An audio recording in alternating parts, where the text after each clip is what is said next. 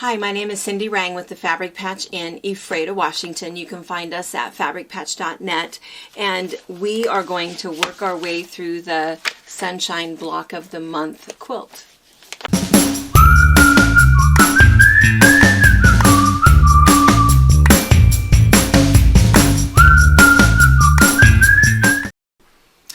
Alright, so you may have gotten the pattern from us or from someone else, and you may have gotten the kit from us or from someone else, or maybe you're just working on your own fabric. This is a beautiful quilt. I'm just going to hold this up for just a second again so you can see it. This is Jason Yenter's fabric from In the Beginning. He did one similar to this a few years ago, but he really loves these bright, vivid colors.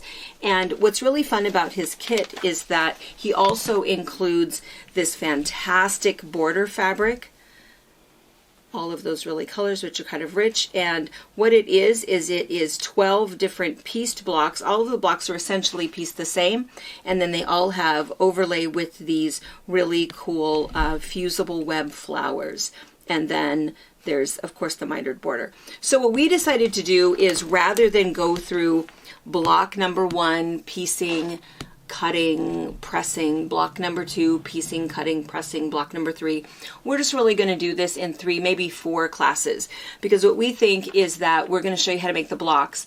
All 12 blocks are constructed exactly the same, so we're going to show you how to construct them. You can work on those. I'll show you how to keep them kind of labeled, and then I'm going to show you how to do the fusible applique. All 12 blocks, they're all a little bit different, but constructed exactly the same. So my instructions would be the same every single month. So show you how to do that, and you'll create that part of your block, and then we'll have a class showing you how to put them all together and how to miter the borders. And if there's any interest, we can actually also show you how we're going to quilt it and then show you a little binding technique. But so we're going to do this in 3 classes, once a month for 3 months. So we might be a little bit ahead of you. You might still be constructing the blocks, and that's okay, because of course what's really nice about YouTube is that you can just watch this anytime you want, watch it again and again if you'd like to.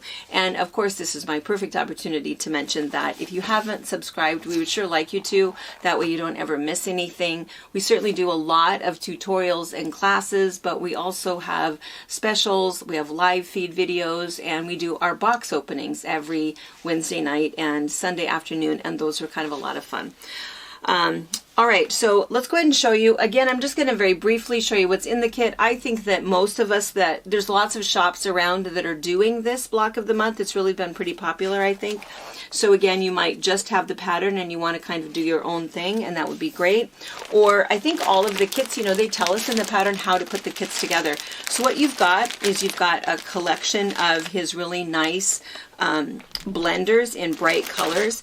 The kits also included essentially a half of a jelly roll. So these are all 2.5-inch strips that are cut perfectly for you.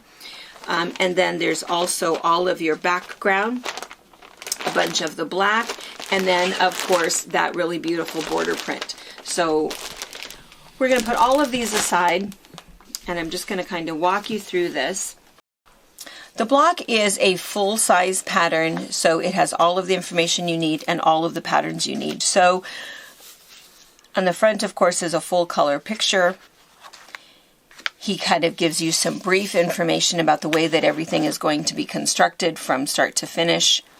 And then each block, there's individual instructions, because at first glance, I'm just going to flip this back, it might look like all of these blocks are exactly the same if you look at these, but they're not. Actually, the way that he has organized the colors, every single block is different, which makes it kind of fun.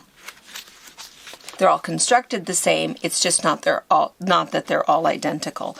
So block number 1, we have all of our little 2-inch by 4-inch pieces that we're putting in there, our little black sashing, our background piece, and our applique block. And this is the one that we're going to do today that I'm going to show you, but all of them will be essentially constructed the same. Also in your pattern, you have the cutouts for the fusible web, for the fusible applique, and it's already been reversed for you. I'll show you what that means in our second class.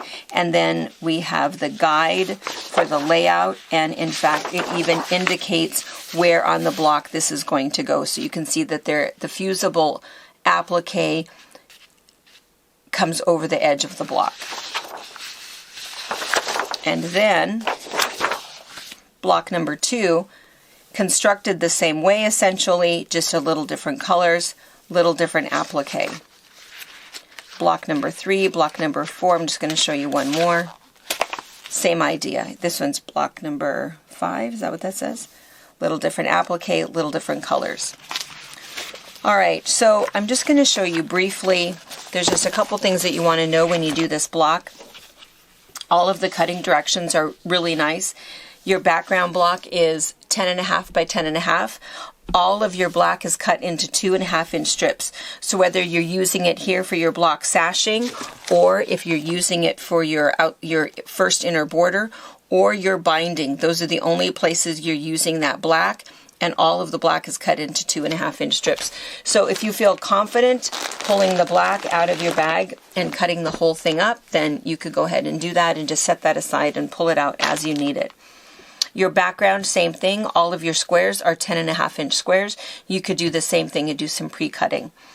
And even these are all exactly the same, but the big thing that I want to tell you about this is that there is really no waste at all. So it is important that you feel fairly confident with your cutting. You're going to go ahead and take your little jelly roll that you have, and when you open this up, the only one that you're not going to use is this one that's the same color as your background. So we're going to pull that one out, and then you'll take every other 2.5-inch strip that you have here, and you're going to cut it into, it's already 2.5, you're going to cut it 2.5 by 4.5 inches. And you could cut these several at a time if you feel confident doing that, or you can just cut one. And I'm just going to show you, it doesn't really matter which ruler you use. You might have an Olfa ruler or a Fiskars ruler. I tend to like the Quilter Select ruler. The reason I like this is because of the non-slip that's there. And so I'm going to turn this around actually. What you would do is, of course, first cut off your selvages. And then what I think is generally a good idea is just to have a nice little indicator of where you're measuring. Because sometimes I might think, and I'm just going to flip this around because I like to use my ruler to measure, not my mat. And so I want to measure my perfect 4.5 inches. And I might be thinking that I've got my ruler right where I want it to be, and not realize that I've counted 3.5 or 4 inches rather than 4.5. So I like to just mark it. We use this ruler all the time. This marker all the time. It's a wet erase marker. The reason that we like a wet erase is because then if I pick up my ruler and I slide it along fabric, it's not going to wipe off. It'll only come off if I have either licked my finger and used it quickly, or used some other kind of a little moistened paper towel. So I know that this is 4.5, so I'm going to count over 1, 2, 3, 4.5, and I'm just going to put just a little indicator line just to remind me that this is how far it is. I'm just going to double check. 1, 2, 3, 4.5. Sure enough. Put on my glasses.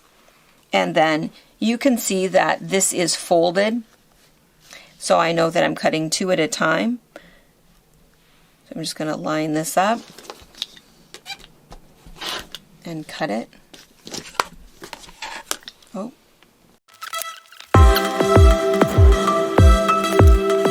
All right, so I just wanted to show you that I cut that 8 times. That gave, 4 times. That gave me 8 of the little rectangles. I have enough to cut one more. So if you open this up, you could actually press it if you wanted to, but I'm not sure that I really need to. And when I cut this, I want you to see, this is my only waste. This and my tiny little salvage pieces. So my 9 pieces that I get, it is pretty critical that I get 9. So it's real important to be able to cut accurately. If you need any extras, now might be the time to, I don't know, either get some extra fabric, maybe have an extra little jelly roll laying around, pre-cut just to make sure that everything ends up okay, because I believe the number was 160. And I think says it in the pattern. Yeah. What the number is. I think on the very first page, on the back where all these words are, all the words right here, you're going to get a total of 160 little baby rectangles. You will only have 4 left over after all of your blocks are constructed. Only 4. So only 4. So be sure and be careful with your cutting. So take your time. After you've cut all of these up, you're going to have quite a little bit of a stack. And then all that's going to happen, I'm going to move this aside here for a second. Toss this.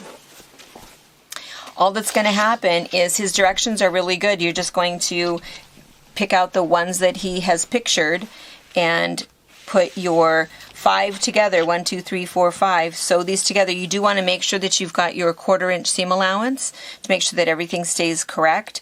You'll sew your little 2.5 inch strip, sew your block here, sew your 2.5 inch strip here, and then you're going to do the same thing. Select the blocks. He shows you color picture exactly what goes next. Sew all of those together, and again, as long as you have that nice perfect 1/4 inch seam allowance, everything is going to line up just right.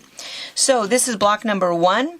What we'd like you to do is go ahead and just piece your block number 1, block number 2, piece all of them. It's just going to be nice and relaxing. Everyone is going to go together the same. Go ahead and press them. You can keep them together if you'd like. I think that it probably wouldn't be horrifying if you got them mixed up. It's just going to take a whole lot of time to figure out where they go. So we'll work on all of these, and then we will see you pretty soon for step number 2. I suppose in a month. We're going to give you a month to get 12 blocks done, and then we'll see you again, and we're going to show you how to do that fusible applique. Thank you for watching our video. We invite you to leave a comment, hit the like button, or better yet, subscribe to our channel so you never miss an episode. You can also visit our Instagram, Twitter, Facebook, or Pinterest pages, or find all of those things and our online store at fabricpatch.net.